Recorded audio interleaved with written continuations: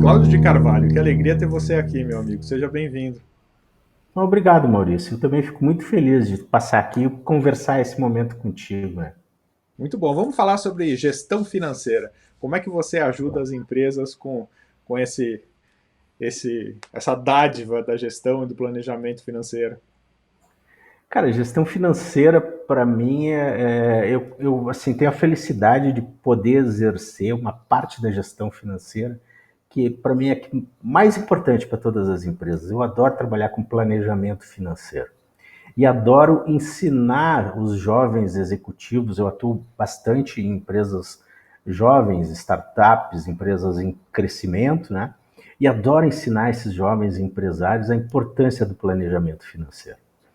E é muito legal quando a gente enxerga neles, quando eles assimilam esse conhecimento e aquilo passa a fazer parte do dia a dia na gestão deles, nas empresas que eles atuam.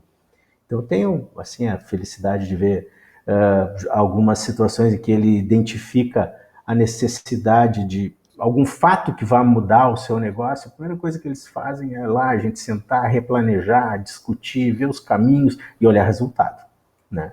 Então, todas as empresas elas que eu atuo, elas têm assim o objetivo de serem rentáveis e a gente acompanha isso todo mês, todo fechamento de mês para trazer uma saúde financeira para as empresas.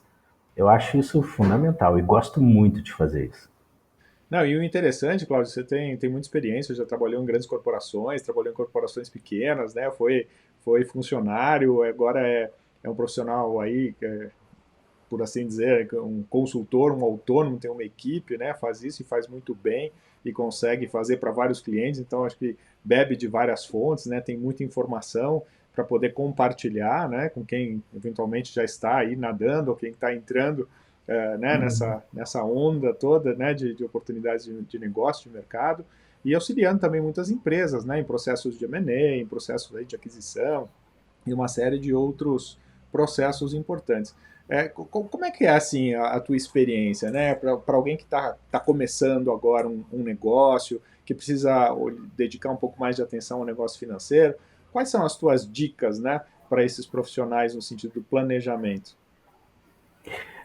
A gente vê que historicamente o empresário, em função o empresário jovem, assim, de novos negócios, ele tem uma preocupação com o objeto principal do negócio. Então, ele muitas vezes deixa a gestão financeira um pouco de lado. Então, quando qualquer pequeno negócio começa, o cara, né, o empresário tem que vender, ele tem que gerar negócios, mas ele não pode deixar a área financeira esquecida. É importante que ele tenha seus balancetes, a contabilidade é um grande parceiro da gestão financeira também, porque ela vai auxiliar ele na geração de informações para tomada de decisão.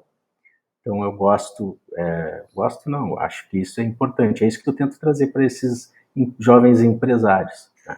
Com relação às participações em outras empresas de crescimento acelerado, que eventualmente acabam sofrendo assim a aproximação de fundos de investimento, outra área de atuação que eu gosto também de fazer, porque gosto também de atuar, porque a gente já tem uma vivência nesses modelos de investimento, de aporte de investimento, e a gente consegue estruturar hoje de forma bem objetiva a geração de todas as informações financeiras para os possíveis investidores ou para os investidores que estão avaliando as empresas. Né? Isso, claro, né, Maurício, isso é consequência de um trabalho diário. Então, todas as empresas que eu gosto de trabalhar assim, a gente estrutura a operação administrativa e financeira para que, de forma organizada, com uma contabilidade em dia, a gente tenha um modo fácil de gerar as informações contábeis e financeiras do passado para apresentar para essas empresas. Então, hoje, num grupo de empresas que eu atuo, e que eu faço gestão financeira também, porque eu tenho um grupo que eu faço gestão financeira. A gente já trabalha sempre de forma organizada, com contabilidade em dia, conciliações bancárias, para que estejamos sempre prontos para uma eventual due diligence. Então, isso é que eu Não, acho. esse planejamento é muito importante, esse controle, né, essa gestão diária, semanal, mensal, acompanhamento dos números, né? Eu acho que também trazer aí, estar adiante aí das oportunidades, dos problemas, né? Essa questão toda tributária, o Brasil é um país onde tem aí, requer um cuidado enorme, né, com a questão tributária, aí, classificação fiscal e uma série de outras, né, outros impostos para que na verdade esse impacto não seja negativo, né, logo Aham. adiante. E também essa preparação, né, para, como você comentou aí, a captação financeira, a possibilidade aí de um M&A, de um diferencial competitivo para a companhia, que vai fazer toda a diferença, né, se a empresa está bem organizada, se a empresa não tem passivos, se a empresa tem governança, né, e etc. Como é que você, com tanta experiência, assim, coloca aqui talvez as dicas do M&A, né? Onde é que tem que olhar? É uma questão no modelo de earnout, no modelo de fluxo de caixa projetado, a questão toda talvez do múltiplo de EBITDA. Como é que você enxerga isso? Eu tenho visto nos últimos tempos fundos de investimento trabalhando basicamente com dois conceitos, né, de investimento. Com múltiplos de EBITDA e múltiplos de faturamento também. Né? É o que tem acontecido bastante para conseguir se definir o valor das empresas para a negociação de aporte de capital, daquela participação que os fundos vão acabar adquirindo nas empresas. E o mercado tem funcionado bastante, os processos, os projetos que eu tenho participado têm sido com base nesses dois modelos, múltiplos de EBITDA e de múltiplos de faturamento. E todos, claro, né, prevê que os fundadores iniciais, os fundadores do negócio permaneçam um prazo mínimo, né, para daí fazer a sua saída, porque na maioria dos casos, quando se fala de empresa de serviços de tecnologia, muitas vezes os donos é que são os detentores do conhecimento da tecnologia, então eles precisam permanecer no negócio por um determinado período. Né? E como é que são esses múltiplos, Cláudio? É um múltiplo de 5 vezes EBITDA, 10 vezes EBITDA? É um múltiplo que vai ano a ano, ao longo dessas tranches, né, desses 4, 5 anos? Como funciona? Sabe que isso tem mudado um pouco, né, Maurício? Depende muito do momento e do segmento. Eu estou passando um momento numa empresa de saúde agora e que um número, o múltiplo vai ser um múltiplo de EBITDA, mas ele é um pouco abaixo do praticado com as empresas de tecnologia. Então ele é mais, né, ele valora um pouquinho menos, né, numa empresa. As empresas da área da saúde têm uma geração de EBITDA também um pouco mais apertado, né? Elas gastam muito porque a mão de obra de saúde é muito cara. Então, isso valoriza. A gente sabe que as empresas mais valorizadas hoje são tecnologia, né? Todo Sem mundo dúvida. quer fazer o próximo unicórnio, né? Então, Escala, né? escala, exatamente. Né? Mas tu sabe que, como todo mercado, né, tem alguns fundos que também eles não estão interessados em fazer o grande unicórnio, eles querem empresas que consigam escalar crescimento, né, com uma certa até sazonalidade, porque ela cresce, dá uma equalizada para dar uma organizada, e aí tem um novo boom de crescimento, e aí isso tem gerado alguns negócios nessa área de investimentos aí com um ganho maior para os investidores e para os fundadores do negócio. Né? Sem dúvida. Acho que assim, para quem não tá talvez muito familiarizado e está chegando agora, né, nessa questão do M&A, a empresa está desenvolvendo um trabalho, pode até ser que no ano ela tenha um prejuízo, mas ela acaba tendo um EBITDA positivo, né, porque os impostos estão aí no meio desse bolo, os impostos são às vezes tem um percentual alto, e a empresa recebe um múltiplo de EBITDA, né? Então ela recebe talvez 5 vezes EBITDA, 10 vezes EBITDA para avaliar o valor dela, né? E neste caso, a empresa imagina que vai crescer, então ele não quer fazer 100% do EBITDA no primeiro ano, né? Porque vai dizer, não, é muito pouco, eu vou fazer mais no segundo, mais no terceiro, mais no quarto, mais ainda no quinto, então me paga 20% né, deste múltiplo no primeiro ano, 20% no segundo, 20% no terceiro, e assim vai construindo um crescimento. Mas Esse- também tem a armadilha de trazer custo para a companhia, né? Aonde, Uhum. na verdade, você fatura mais, mas tem mais custo e o EBITDA cai. Como funciona essa armadilha? Isso é bem interessante, porque até essa semana a gente já participou de uma reunião, exatamente uma cobrança de um fundo de uma das empresas investidas, porque a empresa estava com um certo caixa sobrando. E não é para sobrar o caixa, o dinheiro do investimento ele é para ser aplicado no negócio, e se o negócio está crescendo mais do que aquela necessidade de caixa que ele tinha para o investimento, ele vai ter que acelerar mais, ele vai ter que gastar mais para acelerar aquele crescimento, né? Então isso é muito interessante, porque os jovens empresários acham que assim, não, tá, pô, eu tenho que ir com uma certa prudência, que eu estou mantendo caixa, e o fundo vem em cima e cobra o investimento, o aporte, até porque tem uma oportunidade de acelerar esse crescimento, né?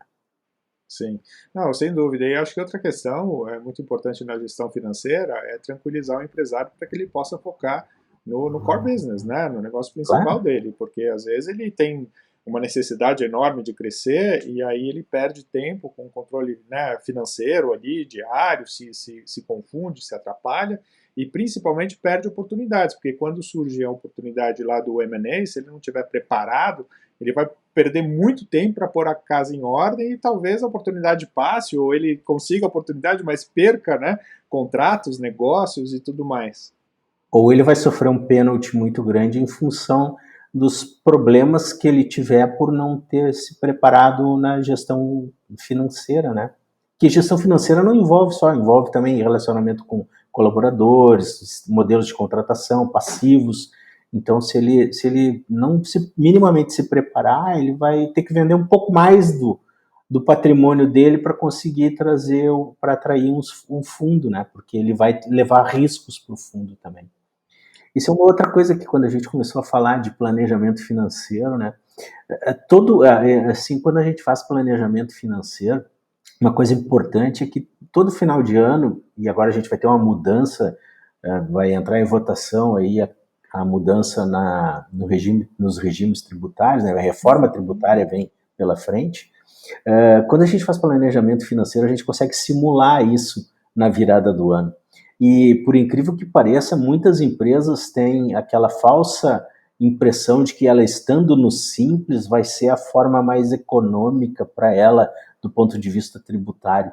E em algumas situações isso não é verdade. Tu adotar um outro regime tributário, um lucro, até mesmo lucro real, que tem um pouquinho mais de exigência de formalismo de certas das operações, né? Mas em algumas situações, mesmo uma empresa não muito grande, ela pode adotar outros regimes tributários, saindo do simples, que foi planejado assim, para onerar tributariamente muitas empresas, e muito empresário não se dá conta disso. Sim, E a sem gente dúvida. trabalha isso no planejamento financeiro. E acho que tem algumas outras dicas, né, Cláudio, importantes, no sentido de, já vi muita empresa, você certamente muito mais que eu, né, que a empresa dá lucro, mas o sócio não tem salário, ou sócios não têm salário, ou tem um salário totalmente desproporcional ao mercado. E como é que funciona isso na visão do investidor? Como é que o investidor se resguarda no sentido de passivos da companhia, né, com uma determinada um valor em conta, né? Como é que é isso para quem está começando? Cara, o que todos os investidores fazem sem sombra de dúvida é que no momento que eles aportam recurso na empresa, não existe nada que não seja contabilizado na empresa, e até mesmo as relações de trabalho. Ou seja, no momento que entra um fundo investindo em qualquer empresa, eles regularizam todas as possíveis vou dizer não seriam irregularidades, mas os desvios que foram apontados pelas due diligence, porque dali para frente o risco tende a ser zero. Né? E esse possível passado, ele é regrado em contrato normalmente. Né? Então, essa responsabilidade, a gente sabe que muitas coisas, dependendo do segmento, são riscos que eles apontam para se resguardar, mas riscos, especialmente trabalhistas e tributários, acabam não se confirmando, porque as due diligence, elas entram profundamente nas análises das empresas. Então, normalmente se regula isso deixando uma certa, ou uma criação de um fundo para eventuais contingências, ou deixando bem claro que as pendências relativas ao passado são de responsabilidade das pessoas que estão vendendo, né? E aí isso se regula através da forma de pagamento do fundo também, né? Quando tem o earnout lá, o fundo regula isso e ele mantém, libera depois de um certo período para os antigos sócios das empresas, para os fundadores. Isso é o que o mercado pratica. E Cláudio, eu não sei se qual o modelo que você tem trabalhado, mas eu tenho visto, principalmente no investimento anjo, né, muitas empresas que têm ali num contrato uma questão dizendo, não sou sócio da companhia, eu tenho direito, né, a X% da companhia numa eventual venda, né, num eventual aporte de terceiro, e isso faz com que esse investidor, né, não corra ali um risco junto com a empresa no sentido dos passivos, né? Como funciona Uhum. isso? Isso hoje está regrado, isso hoje tem uma lei específica sobre investimento anjo que garante a esse investidor que ele aporta o dinheiro nessa fase inicial das empresas e ele não tem as mesmas responsabilidades que os sócios fundadores ou os sócios que fazem parte da gestão do dia a dia do negócio, né?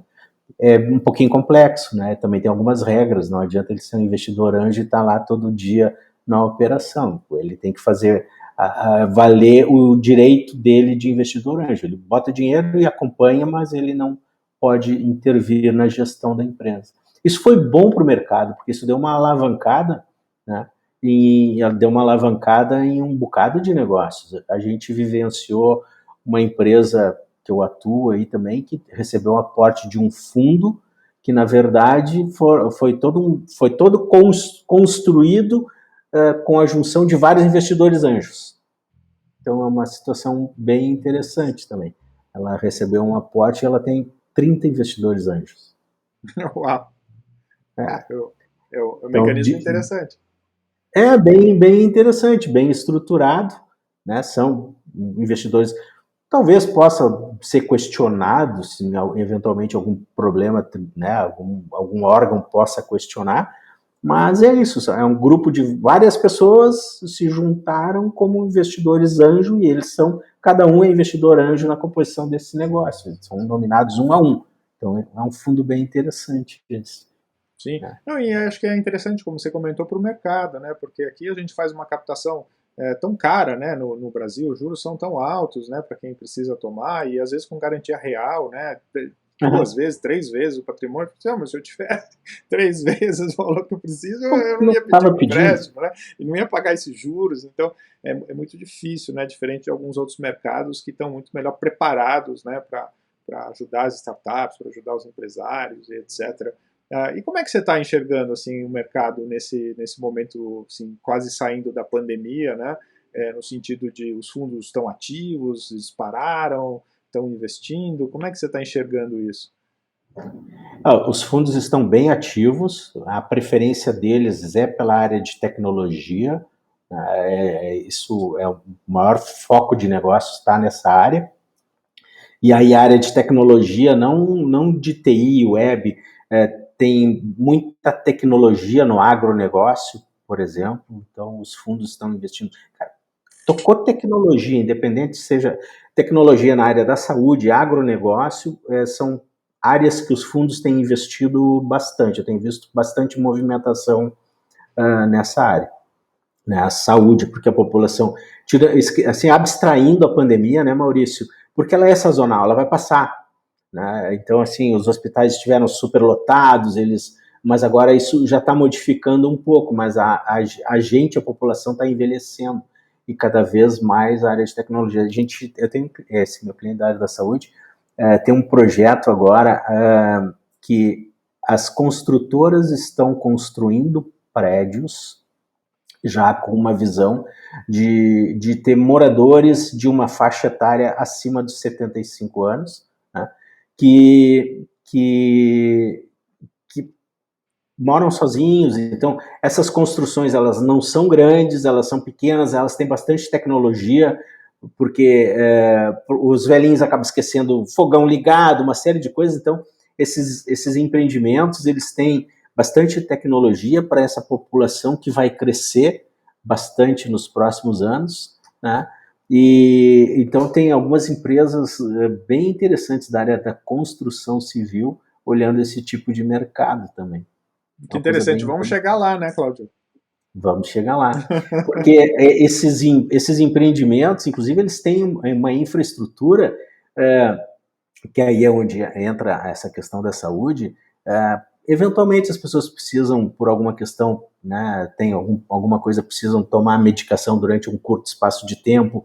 Esses empreendimentos, eles têm uma estrutura pequena, que não é um hospital, não, mas tem lá profissionais controlados, né, para ministrar medicamentos nesses moradores, fazer todo esse acompanhamento, mesmo que seja sazonal. Então tem grandes construtoras com grandes projetos aí, até no mercado de São Paulo, vão lançar um novo em breve, vai ser bem interessante. Então, Ah, assim, o segmento da saúde, tecnologia, o agronegócio e a própria tecnologia em si de comunicação web, que a gente está acostumado, são áreas que os fundos têm procurado para investir. não, o mercado, você citou agora o mercado da saúde, né, e agora o mercado da saúde na terceira idade também, né, é incrível. Assisti um vídeo outro dia nas redes sociais dizendo que uma velhinha ali, com, sei lá, seus 80 e poucos anos, decidiu se aposentar num navio 5 estrelas, Eu vi isso. né? É muito bom, né? Dizendo, não, estou aqui no hotel Ela cinco viaja. estrelas, assisto o show todos os dias, tenho 6 refeições por dia, cada semana acorda num país diferente, conheço um monte de gente né, nova. Os Legal. meus filhos que eu via uma vez por ano no Natal, agora vêm para no cruzeiro e eu os vejo. E alguém pergunta, né, mas se acontecer alguma coisa com você, você ficar doente, falou, eu tô num navio 5 estrelas, bandeira americana, ninguém quer que eu morra aqui. Eles vão tomar É, conta de mim, tem seguro, tem tudo, né? Então, é. são opções essas dos prédios né, que você está citando, esses empreendimentos, acho que tem um enorme mercado aí adiante.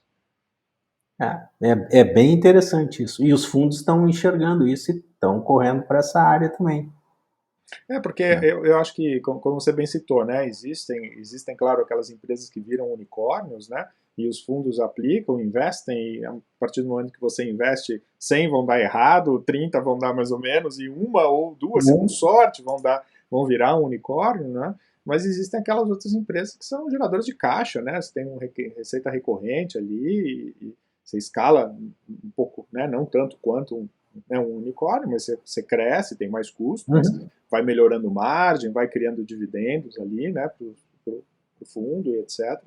Então não tem uma fórmula igual para todos, né? Cada um está aí no segmento, no mercado, tecnologia crescendo muito, saúde ainda mais. Vendo aqui, fazendo entrevista com um profissional aí que investe na bolsa americana, ele dizendo primeiro é health, segundo é Uhum. tecnologia hoje, né? Então está Uhum. tendo demais, até em virtude da pandemia e da volta, né? Porque tinha gente que não podia ir no hospital, não podia, né, fazer os exames, porque estava ali fechado em casa e etc., em todos os países, e agora voltam, né? Então os hospitais estão ali, e clínicas, institutos médicos sobrecarregados de novo. Eles voltam a ficar sobrecarregados. É bem isso que vai acontecer. E os fundos também, né, Maurício? Também, quem procura hoje né, um crescimento via M&A tem fundos muito específicos, porque tem fundos que também atuam especificamente para investir no teu negócio, fortalecer ele e vender para o teu principal concorrente.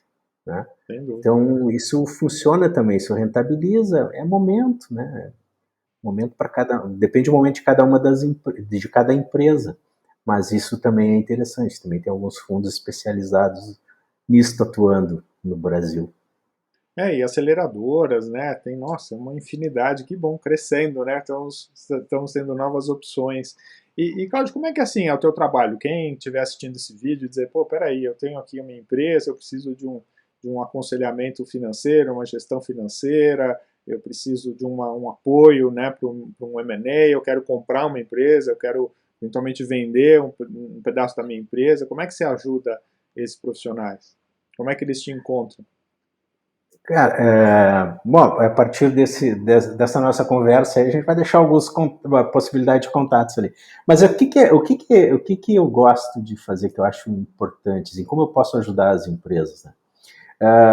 Como assim, algum tempo atrás eu me dei conta de que a área financeira, fazer aquela operação financeira do dia a dia, quanto você vai pagar, quanto você vai receber, aquela commodity da área financeira, não traz diferencial nenhuma diferencial nenhum para as empresas, né? Aquele financeiro chato, que não pode gastar, não tem dinheiro, o cliente não pagou.